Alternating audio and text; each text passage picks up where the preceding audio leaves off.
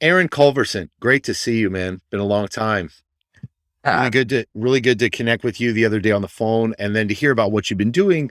I just wanted to lead off by asking, tell our listeners about the opportunities that exist for musicians in, for lack of a better word to say it, in the health space, because I feel like this is really exciting and I don't really know that much about it. yeah. So thank you for the opportunity to be here today, and hello everybody. So my name's Aaron Colverson, and I'm currently pursuing a PhD in ethnomusicology with a partnering research in neuroscience. So I went to Berklee College of Music some while ago. I graduated in 2009, and I was a student of Chris's. I play violin. I've been playing now for 27 years, and I'm really interested in relationships between music and some sort of health association. So I'm now pursuing a PhD at University of Florida, and they have this center called Center for Arts in Medicine. And at UF, it's kind of a leader across the country in both research and clinical practice. So in terms of opportunities, one might go down either or both of those tracks. In a clinical space, the opportunities are to play for patients, play for staff, and as you might imagine, in hospitals and multiple care settings. For example, you might go to an Alzheimer's rehabilitation center or some sort of other therapeutic space for individuals with substance abuse or mental health issues to connect with them personally. And as we know, as musicians, as performers, as educators, music is perhaps one of the greatest ways to facilitate some kind of connection between individuals. There's also the research side, and that's what I'm more focused on at the moment. So with research, there's a lot of opportunities in the academic space. One might go down more of an education-based role to teach about research that other people have done, or actually do the research themselves. And in that realm, you might get involved with more qualitative approaches, like getting some transcripts from conversations with individuals about their experiences of music. Another opportunity is to do more quantitative based stuff, like things in neuroscience, for example, to understand what's going on in the brain of musicians or individuals that experience music in some way. All of these are opportunities that do have funding associated with them. For example, the NIH, National Institutes of Health, has recently come out with a funding mechanism called Sound Health. It's a network across the whole country. There's multiple institutions involved. University of California is the host at San Francisco in particular. There's also links with Johns Hopkins University and several other high-ranked institutions across the country. So again, from this academic kind of realm, the health space is definitely a burgeoning area in opportunity for music in general.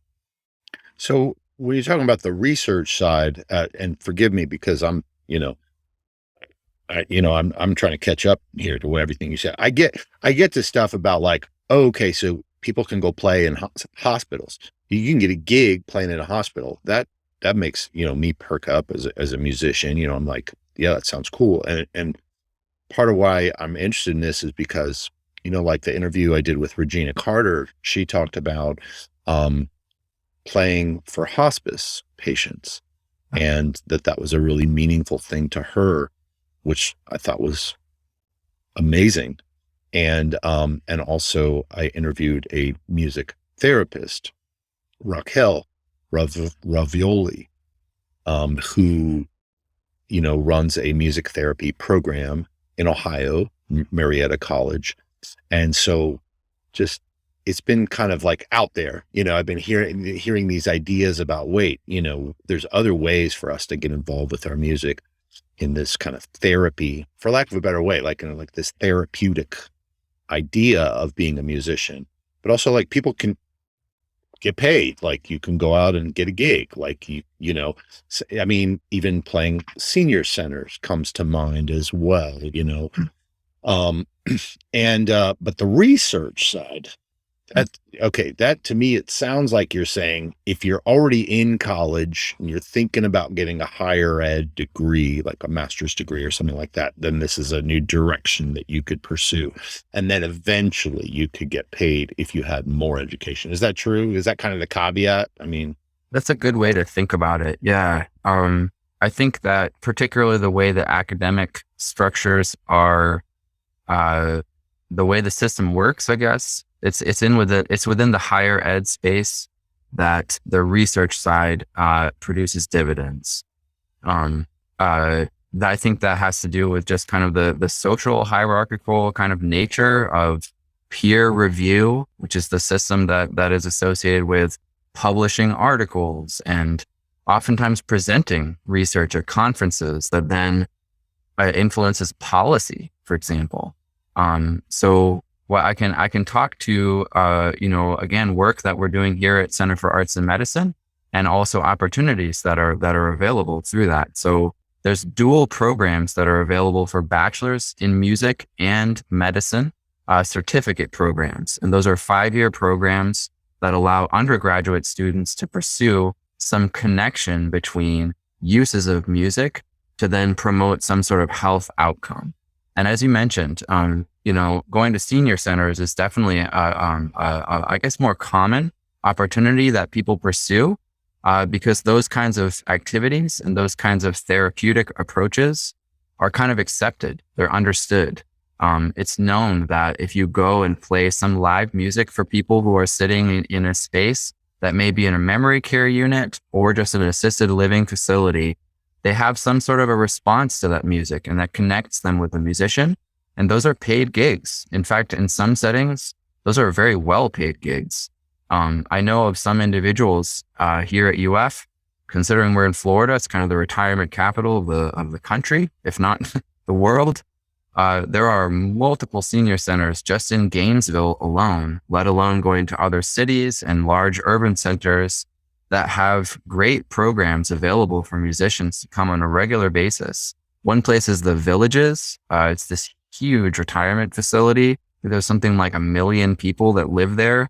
It's only expanding. I mean, every time you drive down to Orlando on I-75, there's just massive swaths of land that are being developed. And these people like to interact with younger people and play and have music performed for them in ensemble and solo settings. yeah, I actually heard it, it just came up to, I saw this article about, I think it was somewhere in the Northwest where they were in a senior care center, that they were having toddlers or children. It was like they were combining babysitting for, because it was like this synergistic, symbiotic thing for the seniors and the young people. And so it seems like that's kind of what you're talking about here. To me, it feels like as musicians, we want to be needed. We need to be needed. We need to be useful, and to me, that's a big question, is like, where can somebody get a gig? Where can just somebody work? Like I don't know, for me coming up as a violin player, that was my thing. It's like, I just want to play, where could who wants to hear me? And so many of the people that I coach and that I teach and consult for, that's what they're struggling with too. I mean, people that are teaching, people that are freelance, people that have orchestra jobs, everybody's the same. As far as I'm concerned, everybody's pretty much the same.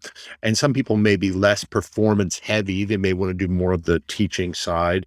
But it sounds like in this kind of health space or health application for musicians, as you said, anything's possible. It could be more performance related. It could be more these other types of gigs. So I really appreciate you bringing our attention to it. Sure. And just briefly, I'll mention that if people want to learn more about, the university option and that sort of thing, I guess it's the University of Florida and you're in Gainesville, but if they wanted to learn about the program that you're doing down there, they could reach out to you probably. Do you have a website or like an email address they can find you, or what's the best way? Yeah, I think email is most direct, but I do have a website, and I actively do update that website. I can say, because of the sort of position that I'm in right now as a PhD candidate, I'm not so much involved with kind of the like personal development And for me, that website is more associated with kind of my personal pursuits than it is with my, I guess, academic pursuits, which is. But if they want to reach out to you, what's your email? Is there a good email for people to reach? Yeah, it's my name, A Colverson at UFL.edu. And I also have a Gmail account, which is the same one, just with the number 1 after Colverson. Okay, great. Yeah. And I'll try to put that in the show notes too. And so, maybe we can segue and talk about how you got to this place where you're at too, because I think it's almost it somehow feels like a Russian nesting doll because we're talking about how people can find their direction as musicians. But this is interesting because when you went to Berkeley, maybe 10 years ago, when I first met you, I think that you were studying performance. Maybe you were interested in being a jazz violinist, but then you went through this really long and winding path to get where you are right now, which is coming back to be a PhD student. You haven't been in academia the entire time, right? No. You want to tell us a little bit about that? Because I think it's fascinating. Yeah, thanks. Yeah. So, the competitive world of being a performing musician is challenging. And I was not I guess I wasn't like, I suppose, willing to push myself enough to achieve at the high level that a lot of performers desire to keep going by, layer by layer and have more exposure and get more opportunities to perform. So I tried after graduating and through Berkeley time to get to, more opportunities for performance and keep spreading my name and keep having, the chance to, but it was too challenging for me personally. And I wasn't cut out for the promotional aspect and the marketing aspect. And so, I decided to really shift gears entirely. And I moved to an international location, Kenya in particular. I moved there for 2 years. I met somebody in the 1140 Boylston Street building, 1040, 1140. I'm forgetting the address. Yeah, Berkeley, the building that a lot of classes happen at Berkeley in Boston. Yeah. And you met a security guard there? Yeah. So I got into a conversation. I'm always kind of an open-minded person in terms of interaction with random people. Yeah. I like doing that. I think that's kind of a skill of musicians, actually. We have abilities to listen and to communicate with individuals that perhaps others don't have. And so I struck up conversation regularly with this individual. He was always in the ground floor before the elevator to go up to the string department. And he kind of introduced me to this possibility to do an exchange program that he had started and he had been working on for the past 3 or 4 years. And he was about to pilot that exchange program that summer. And so I kind of signed up for it. I gave him my passport information, gave him the down payment, agreed to meet with the families that had also, agreed to be part of this program and saw that it was kind of a legitimate organization. So we went for a month to Kenya, stayed in Nairobi for about a week, which is the capital city, and then went west to his home community called Kakamega and did quite a bit of volunteer work for about 3 weeks with his father's school, as well as multiple other things. For example, we got to perform at this competition, which was predominantly, we were white students coming from the United States, and it was an exchange program. It was called Global Youth Groove. It's still available today, actually. I'm not sure how it's going since COVID-19, but this introduced me to just like a whole nother possibility of existence, let alone for my personal growth, also to other individuals, ways that they were living and being. And it really opened my eyes, it opened my heart, and it opened my mind to other ways to consider music as some sort of interactive medium by which I can learn and grow and share and change. And that, that just like totally shifted my mind as to maybe I don't just need to be a performer. Maybe I can do something else with music, some way again to connect with human beings. And so my mom actually came over and we ended up living together for a while. There was some family issues going on for us at that time. And there was a presidential election occurring in Kenya, and the prior one was quite violent. Consequently, we were a little bit concerned for our safety, and we decided to leave. And so we came back to the United States. I was a little bit unsure as to exactly what I wanted to do at this point. And I decided to go to grad school. My mom's a PhD. My father was a master's degree. They both taught in higher ed. It kind of made sense to me to do that. And I got into grad school at the University of Florida, kind of weaved around a bit in terms of what it is I wanted to focus on. Did an independent study, which is a really, really important step, I think, in my career development, to focus on me, really get a chance to be like, this is my voice. This is how I want to connect with music and so on. University of Florida, is a research institution. Consequently, it made sense I needed to go down that path if I wanted to fit in with that environment. And it really worked. I mean, I was able to really, really harness a lot of these experiences that I just described in Kenya, in Berkeley, in my childhood, in a way that made sense to me and allowed me to really start to flourish and connect with myself in the context of this, research environment. So coming back to, health opportunities in the health space with music, I think that music is one of these incredibly diverse career paths. Everybody has their own voice that is accessible and available, but to find consistent income opportunities, you have to spend the time to figure out who you are in that space. And for me, going international after graduating from undergrad helped me to find that voice. It allowed me to realize that I matter and that I have a space that is valuable and that other people want to hear about and connect with. And this just, created this circular kind of flow of positive feedback that I can do something that really I didn't have before I left the United States and came back to the United States. So it's a long, there are a lot of other details. One quick follow-up question about this. And, I'm kind of asking this, like, just really for my own information and also like as a dad. I mean, like, like my oldest kid graduated from undergrad about a year or two ago. And, I know this is a question, in our family right now. I mean, isn't it expensive to pursue a master's degree or a PhD or something like that? I mean, how does one survive? I mean, how does one, because you talked about, even like taking a trip to Kenya for 2 months, like how does someone afford that? Can anybody do that? Or is that only available to people that can afford that? Or, I'm just curious. It's a great thought process. So, interestingly, I met the son of the individual who ended up being my master's thesis supervisor at Berklee College of Music. He was there at the same time, and his family lived also in Gainesville. So we got to know each other. We got to develop a relationship, and that established the possibility for me to connect with this professor at UF in a personal way. I think that, the University of Florida, I'm going to say something that's a little frank and perhaps opinionated, but the University of Florida's music program and performance program are not the same quality as Berklee's performance and general music program. So perhaps I stood out a little bit as an individual at the University of Florida, and that allowed me to get a full scholarship. I'll be very frank in stating that. I think that coming back to that relationship piece, though, is huge. Relationships are perhaps more important than a CV. If somebody knows you and they trust you and they believe in you, they will recommend you for some program or for some opportunity, and you'll be very competitive for that opportunity.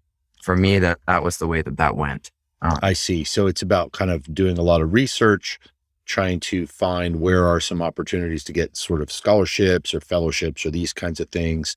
If you don't have the bread to pony up but what comes up for me, and sorry if it sounds a little devil's advocate maybe, but, is that, you sort of, I guess in your situation, maybe, yeah, you did have this one relationship, that really led to, but you still had to push some initiative out there. And to me, that doesn't seem that much different than the initiative that's required to go out and get a gig. And you were kind of saying that, you weren't self-promotional or Right. you weren't cut out to do that. And so I'm just kind of, just trying to, I'm not disagreeing with you, No. but I'm just, because that's always an interesting thing to me to look at the binary, I guess, of, working a job versus, working for oneself. And right now you're kind of working a job because you work with, this institution, right? You have some kind of job or as you're studying there. But you're also doing some freelancing as well, correct? Yeah, absolutely. So is that Yeah. changed or I mean, is it because you're more mature, so it's easier to go do that self-promotion stuff than it was when you were 22, or I'm just curious? So I really appreciate you coming back to that because now that I've just shared that kind of personal story about my experience in Kenya in particular, that shifted the narrative for me about self-promotion. I think I didn't have that voice. I didn't have that confidence to be myself before going to Kenya. Really just leaving the physical environment and the social environment of the United States to just go to some place that I didn't really even know existed. Yeah. It just totally shook up the scenario for me of being able to go into a public space and feel comfortable and feel confident. Now I play music in all kinds of contexts and settings that it's either personal, small ensemble, larger ensemble, whatever. And I feel so much more safe in being able to do that because I consider the audience now as human beings. I don't consider the audience now as judges or individuals that are trying to critique or question or challenge some sort of whatever performance choice. And for me personally, it took that extreme of a change from my day-to-day routine of living in Boston, going to a place that again, I really didn't know existed, to just like totally shift that narrative and be like, I am a human being. Everybody else is human beings and they appreciate or not what it is that you're doing for them. And that's okay, and just move on and just go and find another opportunity and don't get hung up on the challenges of judgment and, those kinds of things that are so associated with the climate of music education and music performance and the competition of the business. And so it took for me that level change to realize that I could market myself in a way that I could market myself, Wow. That's beautiful. What I'm hearing there is that, as musicians, we go to school and we're constantly comparing ourselves to other musicians. And then we're on social media when we're trying to promote ourselves, we're constantly comparing ourselves to somebody else that's getting more likes. We're constantly getting rejected. Maybe if we're asking for gigs from venues and they're like, well, how big is your following? Or, who's your agent? And, we're reaching out to agents and they're like, I'm not going to represent you. You don't have, a million followers or and so then it creates this like resistance maybe where it's hard to ask for a gig. Is that kind of what you're talking about? And then, so how can we feel comfortable with ourselves enough to just keep asking? To find where we can fit it, like go down the street, like find a gig, like wherever there's a gig. How can, it can just shut us down so much if we're constantly filtering all that, the climate, as you said. But I guess when you went to Kenya, you experienced a different cultural reality and how music is experienced there. And that's part of what happened to make you shift and be able, is that what I'm hearing? Absolutely. I mean, there's a lot of traditional music in Kenya. Traditional music being music that I really didn't know existed. Instruments, rhythms, style choices, performance techniques, ceremonies, ways that people interact with music. This kind of ties into what I'm studying right now, ethnomusicology, right? This field that looks at the anthropology of how people interact through music. But then there's a whole nother side of Nairobi in particular, a cosmopolitan center, East Africa, that harbors so many different cultural traditions, one of which being kind of American soul music and R&B. I love that kind of music. I love the rhythms. I love the expressions. And there's a lot of musicians in Nairobi that perform that kind of music on a regular basis for very, very lucrative events. Similar to the US, there's huge sponsors like alcohol companies, vehicle companies or automobile companies, health companies as well, that usually come from outside or have some influence from outside, usually a Western influence. that then create some new environment for this interaction between the traditional and, again, this cosmopolitan kind of, setting. So I was able to really flourish in that more kind of modern and like westernized, influenced world. I'll just pull it. I'm a white, violin player living in a predominantly African space. So I was a very unique physical presence that came from Berklee College of Music, which was a known entity in Nairobi. In fact, the initial family that I went to go and live with, that's one of the reasons that I connected with them, is because one of their family members was a full scholarship recipient to Berklee College of Music. And so, she knew, and she was also very interested in trying to interact with that environment, coming to the United States, Right. being a unique entity from Kenya to learn and contribute and participate. All to say that, it's a very dynamic space, that you can find a lot of value in if you simply are willing to take the jump or leap and do something that is just totally different from the normal. For me, that shifted understanding of how to interact with the climate in the United States that we were just talking about, the constant comparative social media base. Do you have enough likes for the agent to represent you kind of environment that is similar? And to be honest, there's a lot of that going on in a lot of places. That's one of our biggest exports, is kind of like capitalistic, competition for more opportunity. And there's also a whole other side, though, which I think, coming back to research and health and music, you can try to understand the effects that has upon people's psychological health, mental health. Constant comparison right now, there's a lot of research suggesting that that's not a good way for you to develop as an individual, but to find yourself and to have the opportunity to do that.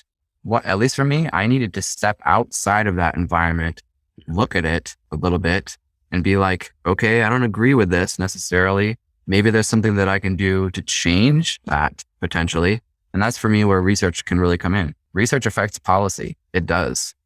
And so I'm interested in contributing to that, Wow. That's fascinating.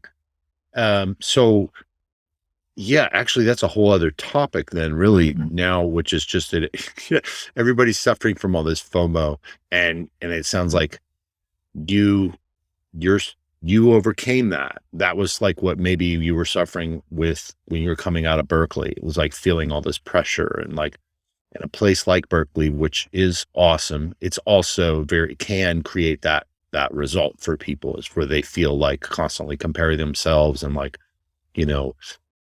and keeping score, as opposed to enjoying life, finding their purpose, and just living life and being a musician and enjoying the practice. And so you've found this way to do that. Not everybody's going to be able to necessarily leave the United States to do that, but it does beg the question of how can people do that, or just raising the issue that like a lot of us are probably struggling with it, and maybe what's holding us back. So I love that you're kind of just calling that out, and because there's probably people listening that, maybe feel stuck, just like wake up and are like, what do I do? I don't know how to promote myself for a gig. Is it even worth it? Is it like, what's going to happen? I'm just going to try and nobody's going to, I deal with a lot of people all the time who are in this kind of stuck place. Yeah. And at different places in their lives too, not just when they're 23, right, but when they're 35, and then again when they're 50 and 60. I mean, I've had, people that have been teaching in the classroom for 20 years and are like, I'm done. I just don't want to do it anymore. Other people took a look at it, and then some people that I've coached have actually quit teaching in the classroom. Other people have looked at it and just taken a different approach, and they've come back into it with a renewed love for it. And reframed it. So sometimes it's not necessarily, it doesn't have to be that drastic of changing everything that you're doing, but it could be changing how you're looking at it, how you're looking at yourself. Absolutely. Which I feel like is part of what you're talking about, is your own internal journey. Oh yeah, it absolutely was. And reframing is a great word for it. My stepdad is a neuropsychologist, and he uses that term all the time. And for him, that's kind of like the best practice that one can do to reconceptualize how it is that they are interacting with the realities of their day-to-day existence. And I'm sorry to be so existential, but I think that's a really, really important way to kind of frame how a lot of folks kind of get into a certain space and they think that they're stuck in that space, maybe. But there's a whole other side to that possibility. And I think that, stepping outside of that, if you can, which, as you mentioned, many people don't have that opportunity. They're stuck for a lot of reasons. So I can say this. Recently, I became aware of a cultural diplomacy internship. It's a larger program, but they have an internship through the State Department. Yeah. That offers the opportunity for musicians to travel abroad, interact with different people and different cultures and so on, and do this for quite a bit of time, months, if not even a year or more. Yeah. And those kinds of programs are not just with the State Department. Those are also through universities.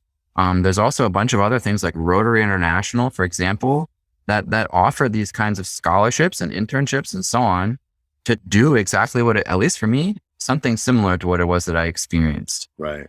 And I think that, that shaking up of the situation can reveal some ideas, some thoughts that you might not necessarily be aware of, because you really are kind of stuck in that certain frame of being and certain frame of thinking. Right. That is debilitating and negative. It's great to be aware of all these opportunities, and that was part of why I wanted you to lead with this. It's just so people even know that like there are these opportunities, and I think it's also great for people to think about the possibility of extricating themselves, removing themselves from the situation, like changing and getting if you can go on the Appalachian Trail for 2 weeks, that, I'd like to do that, but it could be going to Kenya, it could be doing an exchange, but also like, I also want to just suggest that like, micro changes in your environment, micro changes in your day-to-day could make the difference as well. And of course, that's a part of what I do as a coach is like, people get on phone calls with me. They get on, they come to group calls with me, and, we have me and my partner, Evan Greger, have a support group. It's basically a support group and we couch it as being career related. So it's like, if you're stuck in your career, come be in our support group and just get ideas from us. But it's not really just about career. Like when you say career, that's not it. What you're talking about is this huge internal, as you said, reconceptualization, reframing.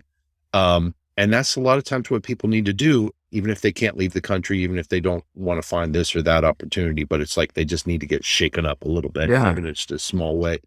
But I mean, your reframing is, tell me if I get this right, but sure. You went to Berkeley because ostensibly you wanted to be a performing jazz violinist, and that was it. I just want to be, great. It was not that different than me. Like, cause when I was at that age, that's all I wanted to do. I just wanted to be a great jazz violinist. I've reframed as well, but then anyway, this isn't about me. It's about you. So that was your idea, but then you went to Kenya and then you started to think about what it meant to be a violinist in a different way. Maybe it's not just jazz, but it's also like, hey, how I can connect with people, how music can integrate in a community. So then that became this idea of, I guess, that brought you into studying ethnomusicology in school, higher ed. But then you also got interested in the health space as well through that. And now you're also performing. So this has been over 10 years. Did I get that right? That's correct. Yeah. And I can say that, the connection with health came through just visible differences in access to opportunity in a space like Kenya. I mean, it's something like 46% of the men between ages 18 and 25 are unemployed on a day-to-day basis. Wow. Yeah. That was at least somewhere in the statistic range when I was there, which was not that long ago. So maybe they've improved somewhat, but I think this is a really, really important frame to reference where I came with the music piece of connection to human beings. For me, I guess I'm an empathetic individual by personality and by trait, by instinct, but it kind of like emphasized the empathy piece to sort of like put myself in that situation and be like, wow, this is messed up. I don't agree with this. Can I do something about this?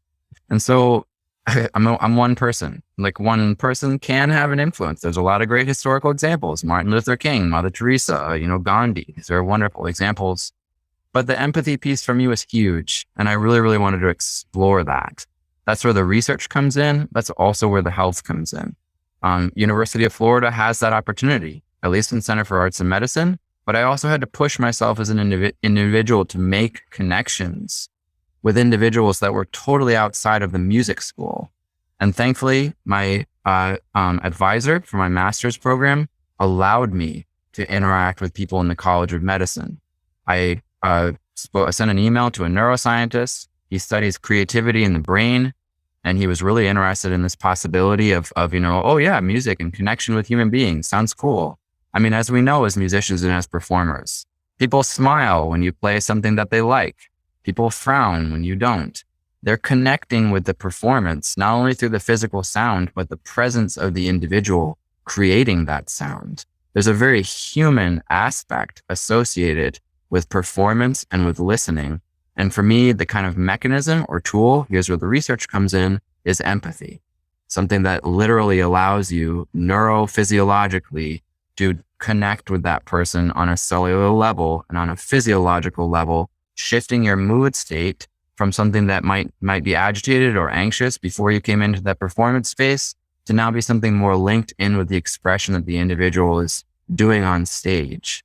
And then also if there's an audience, there tends to be some sort of a collective effect to shift that physiological state. There's actually research on how to support this kind of a statement that actually is measurable to show a difference or a change in effect on how people enter a space and how they might leave that space.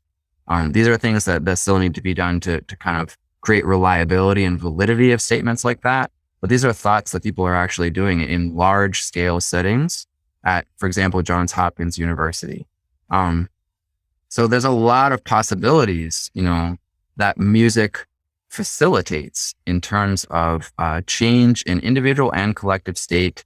I didn't think about things like this until I saw it from my own eyes in terms of, on one side of the street in Nairobi, there's a 10-story high-rise hotel made by Russian oligarchs. And on the other side of the street is, 1-story hovels where individuals have flies, coming around their face. I needed to see that in person in order to connect on my level as a musician in some way to understand what might be able to do to address this. Obviously, there's a lot of work that needs to be done. But for me personally, music's my avenue. Music's my opportunity to think and to address those kinds of topics. It's deep, man. It's a lot of deep stuff. Thank you for sharing all this. You had to reach out though. You had in order to to find your spot in this program, you had to reach out to teachers and people that you didn't know as well, and sort of ask for help, and that's part of what helped you get into this space, which I feel is one actionable thing for people listening. I mean, as long as I've been doing this, 26 years, I guess, my career as a musician, I still find that that's one of the advice that I'm still giving people all the time is like, you gotta put yourself out there. Unless you're in a job. If you're in a job and nothing wrong with that. But anyway, is there any other thoughts that you would like to share? So in terms of putting yourself out there, right? Some people are extroverted or more extroverted, and other people are more introverted. I would kind of classify myself as like a functional introvert. And so if I may, for those that might identify in that way, I think that independent study idea, really taking time to figure out how you can identify with who you are may help you to then figure out methods and techniques that are comfortable for you by which to connect with others in a business context or some sort of, capitalistic intent. I think that's huge because for some folks, it's just like, yeah, let's have fun and go have a conversation and have a beer and talk about some gig that's going to happen or something like that. And for other folks, it's like, oh, I don't know. That's kind of challenging. I'm not sure if I'm going to have the skills or the wherewithal or whatever.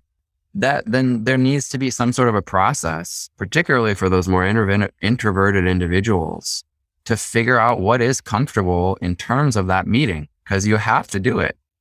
Like you can't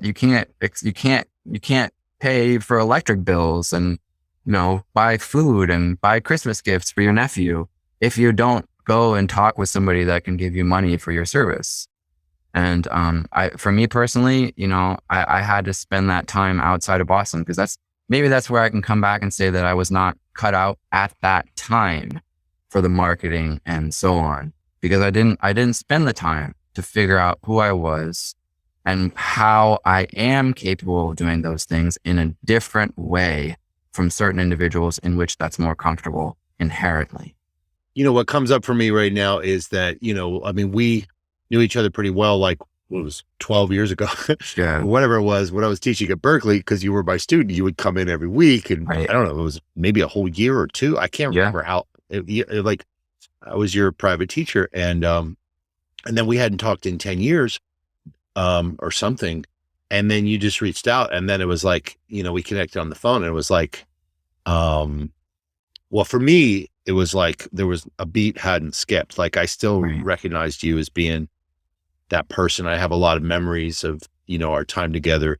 And my point is this, like, when you reached out to me, it was like, we already had this like past relationship. And so I already kind of felt like I knew you. Yeah. You know what I mean? Like, so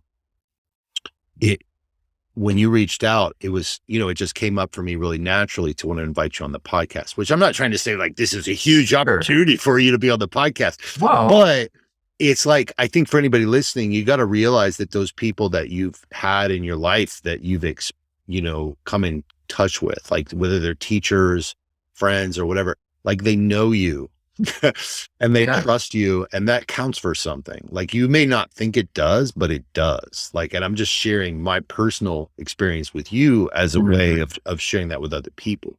It's like you may not have talked to your teacher for 10 years. If you reach out to them, if you had that positive, if you have a real legitimate connection, if you ever had a real connection with them, reach out. And that is potentially an asset for you. It's huge. I'm so impressed with everything you've been doing, man. I appreciate you sharing today with the audience. Again, I want to remind people that they can reach out to you at A. Colverson, Colverson.